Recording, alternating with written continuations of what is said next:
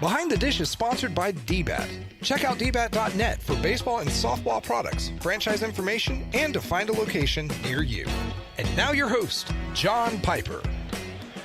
Welcome to another episode of Behind the Dish, broadcasting again live here at the American Baseball Coaches Association Annual Conference, the 75th annual here in Grapevine, Texas. We're so pleased to be joined by former major leaguer, hitting guru, mental side of hitting guru extraordinaire, Steve Springer of Quality at Bats. Welcome. What's going on, John? How you doing, buddy? We were just talking about Coach Robbie Wine. There he is. He was on yesterday, and he just popped by. It's awesome. You're going to be speaking at DBAT Amarillo in Amarillo, Texas here in, I think, a couple weeks. I hope so, yeah. We're going to try and put something together. I'm in Texas for a couple weeks. I have about 5 speaking engagements. It's what I do now for a living, and speaking all over the country, trying to inspire kids. Well, I got a chance in preparing for this show, Steve, seeing some of your content online, and you do a great job. You got a nice website. We'll put it in the show notes, your website, and links to your social media. But getting a player's head right, this is a game of failure. And let's talk a little bit about that, how this came about. And I know you had some failures in your own career. We were talking just a minute ago about getting cut as a junior college player and how that led to what you're doing now. Well, I mean, everybody's got a story, and I feel I got a good story. I feel my story is the baseball version of Rudy. I didn't start in high school. I was 4'11", 90 pounds when I was a freshman. I made the team because my brother was the star of the team. I got 3 at-bats. By the time I was a senior, I was 5'8", 140 pounds, so I grew 9 inches in high school, but I went from tiny to small. But I had nobody ahead of me. I said, it's my time to shine. I'm going to show them I can play. First year on varsity, and I got a sophomore take my job, so I didn't start. 50 schools within 50 miles of Huntington Beach. I didn't get one phone call. My brother went to Golden West Junior College. He was all state. And I'm thinking, Coach didn't have to call me. He knows I'm going to go there because he didn't call me. And I went out for the summer team, and I got cut. I get a job at Disneyland working on the canoes. And wow. Yeah, about 3 days later, my brother comes home with the uniform because 3 guys quit. So I was 19 years old, freshman in college. I got 3 at-bats the whole year, and I played in the big leagues. So it's sort of amazing. Man, that's a story. We talk about it all the time here on Behind the Dish, and it's just a great analogy in baseball that the kid that didn't make their team, sometimes that work ethic, you got inspired somewhere along the way to work your tail off and not give up. Well, I knew the alternative, getting a real job. I didn't want to do that. Fortunately, I grew 4 inches when I was 20. So I got a new body. That doesn't happen to everybody. Now I'm 6 foot, 170 pounds. I went from a second-string second baseman to an all-conference shortstop. I'm getting recruited by all these colleges now. I had a full ride to UCLA. It was the greatest 5 days of my life until I looked at my transcripts. Hated school, couldn't get in. And then, fortunately, I don't know how I got in, but I went to the University of Utah. And I had 50 scouts at one game to see Rick Aguilera, Wally Joyner, and Corey Snyder. So, Steve, let me ask you something right there before we get too far ahead. Transcripts, academics, those are important, probably more than ever in today's recruiting process. No doubt. No doubt. When I go speak, I tell these kids, I know your parents know nothing. I got kids, but listen to them on this one and get good grades and let your ability dictate where you're going to go to school, not your grades. And like I said, I went to the University of Utah. One day got me drafted with 50 scouts in the stands, see those 3 guys, and I went 5 for 5 with a bomb, 2 doubles, and 5 RBIs, and I get drafted by the New York Mets in 1982. Man, what a story. And you played actually quite a few years in the big leagues, down in the minors for a part of that. But tell us about your experience, once you got into pro ball, what that was like. Again, a lot of adversity, some ups and downs in your playing career. Well, how did that prepare you for what you're doing now as well? Well, I spent 14 years in the minor leagues. I'd like to say I spent parts of 2 seasons in the big leagues. It sounds better than 36 days. I got 2 hits in each league, which doesn't sound that great until you know where I came from. And when you don't start in high school, you get cut in college, let alone play pro baseball. it took me 9 years to get to the big leagues. I spent 11 years in AAA. So I was sort of a legend in the wrong league, but I got there. Well, 11 years in the minors, I don't know what the statistics are, but a lot of players, probably 3.2, maybe 4.1 years before they give up, I would think. Yeah, unless you're a high draft pick. Well, exactly. And I always felt I was good enough to play in the big leagues, so that was one of the reasons why I never quit. After my 14th year in the minor leagues, I had a buddy, Louis Medina, just got a job with the Diamondbacks as a scout, and he heard they were looking for a scout in Orange County. And he calls me up and he said, "Hey, dude, your playing career is killing your scouting career." And so that sort of made sense to me. And 3 days later, I was a scout for the Diamondbacks. And we were talking off air. You spent your entire career in baseball. So after your playing days were over, you've done quite a bit of scouting. If you could take us through those different stops and what that experience has been like and some of the players that you've been able to uncover. Well, I've been in the game for 35 years. I was a player. I was a scout. I did the agent thing for 7 years. Don't ask me why I did that, but I did it. I got back into scouting, and then I got into player development with the Toronto Blue Jays as their mental coach. I made a CD called Quality at Bats in 2001. I didn't know what I had. I mean, I went to a recording studio. My brother said, "Dude, that's good stuff, man. You clean that up." So I made a CD, and I gave one to George Horton at Fullerton, and I didn't even know he was going to listen to it. And he had his whole team listen to it 5 hours before they played the number one team in the country, Miami, and they swept them and scored 10 runs, and he said it changed the way they thought. So that's when I felt I had something. And I made that CD because I had a mentor in the minor leagues. His name was Tommy McCraw. And he was a roving instructor, and every time this guy was in town, I was a stud. But he'd be in town for 3 days, and then I'd carry it for 3 days. But because I'm an idiot, I'd forget. But as dumb as I was smart to realize when that guy was around, I was good. So I went to his room in 1987 with a tape recorder, and for 20 minutes he talked to me about me and what I needed to play in the big leagues, and it changed my life. So we give ourselves too much credit to remember what we're taught. And so when I was an agent, I wanted my kids to get a mental game. So I just started talking into recording. That's when my brother said, "Dude, you need to clean that up."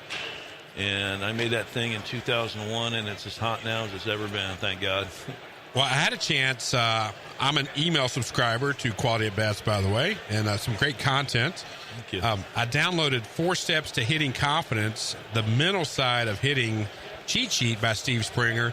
And there's some great content in here. And let's segue into that a little bit now, because like we talked about, if a big leaguer can fail, 700 out of 1,000 times, they may be on their way to a Hall of Fame career.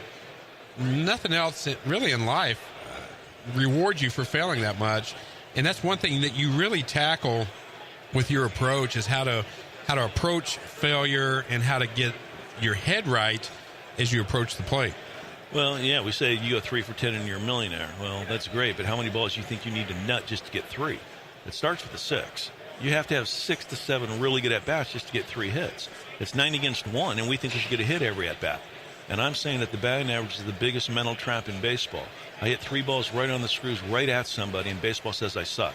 And now all of a sudden the wrong guy starts playing. Because every single player has 2 players in him. I got confident A.J. Pollock, who's an absolute star, and I got non-confident A.J. Pollock, who sucks. Well, he doesn't play anymore. I mean, he calls me twice a week for his whole career. And he got my CD when he was a sophomore in college at Notre Dame, when there was 50 schools that said, "Thank God we didn't get Pollock after his freshman year." He heard my CD. He said the batting average is the biggest trap in the game. He said he listened to my CD. If he was in his car, he was listening to it. He went out to the Cape.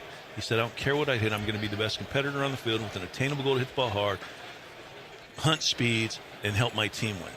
And he was MVP of the Cape. And having the right attitude before you ever get out of the car and walk into the ballpark is half the battle. Too many players let their mind get in the way of their ability instead of help their ability. Now, I'm trying to get the right guy playing because I believe everybody has 2 players in them. So like I said, I got a confident Steve Springer who's a good player, and I got a non-confident Steve Springer who sucked. And when I figured out that, and I figured out the batting average trap, that it's a trap, it changed my life. You talk about hitting is about the approach, the mind, and then the mechanics. Talk to the players out there that are listening right now that get really hung up with the advent of video and hitting instructors grabbing video on their iPad and analyzing it with these third-party apps. Boy, you can really get in a mind funk looking at mechanics. Well, I used to believe that baseball is about the mind, the approach, and mechanics, all three important in that order. I've changed it. I believe it's about the approach first, because I don't care how confident you are, and I don't care how good your mechanics are. If your approach sucks, you're going to lose your confidence, and your mechanics are going to break down. I think too many hitters try and hit the fastball, curveball, slide-up, change-up, They're looking for everything. They're not ready for anything. It's one of my lines. Is it easier to hit one pitch when you know it's coming, or three and you don't? Why am I trying to hit 97 and 87 at the same time until I have to? It's like my blackjack analogy. There's too many hitters hit like they got 16 on them, I told that to Mark Trumbo. He said, dude, that's your best quote ever. I said, bro, we're splitting aces, I don't have to swing. So why am I trying to hit 97 and 87 at the same time? When true power comes from me being on time and taking a controlled, violent swing, because that's what hitting is. It's controlled violence. It's not violent. It's not controlled. It's a controlled, violent act to hit a baseball. And until I get 2 strikes, I'm in control in that batter's box. Now, we hear a lot, Steve, good pitching beats good hitting or great hitting.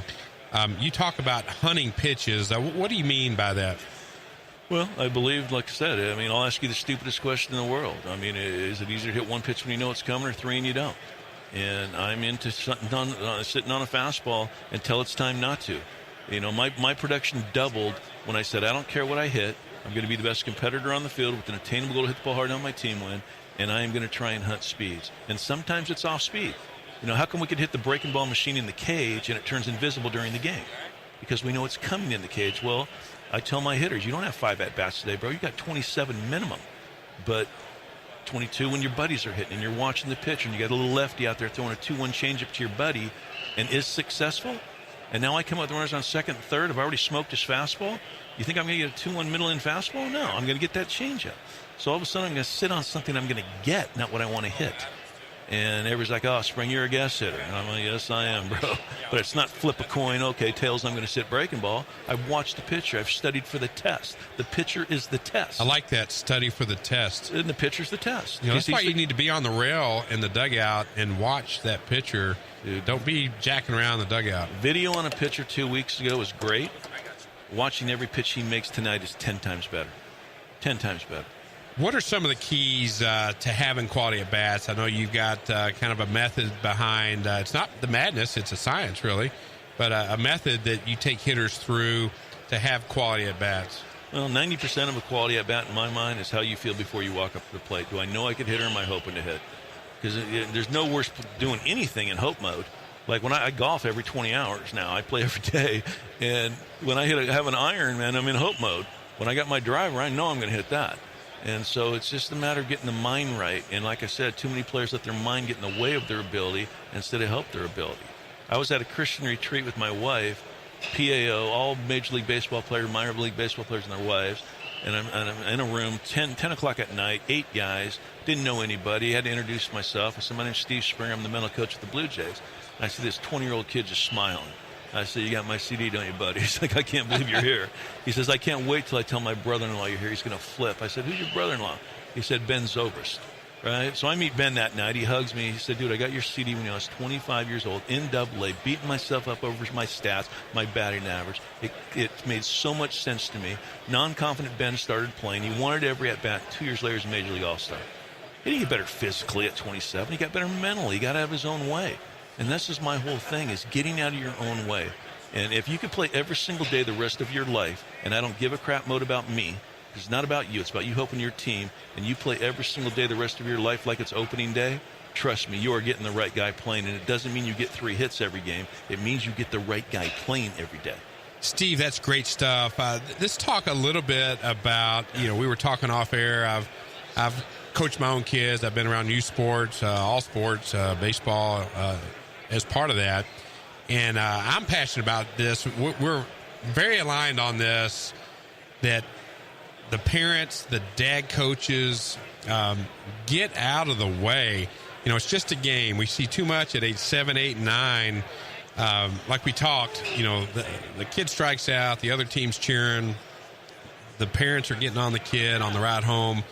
What can you say about that to change the mindset of parents across America? Well, I'm actually speaking to the youth here in a couple hours, and I'm going to hit them right between the teeth. Too many kids quit this game at 13 years old because of the pressure that's put on them by the one who loves them the most. us parents. And Johnny Testosterone Coach yelling at my 9-year-old. I shot a 2-minute video on this topic.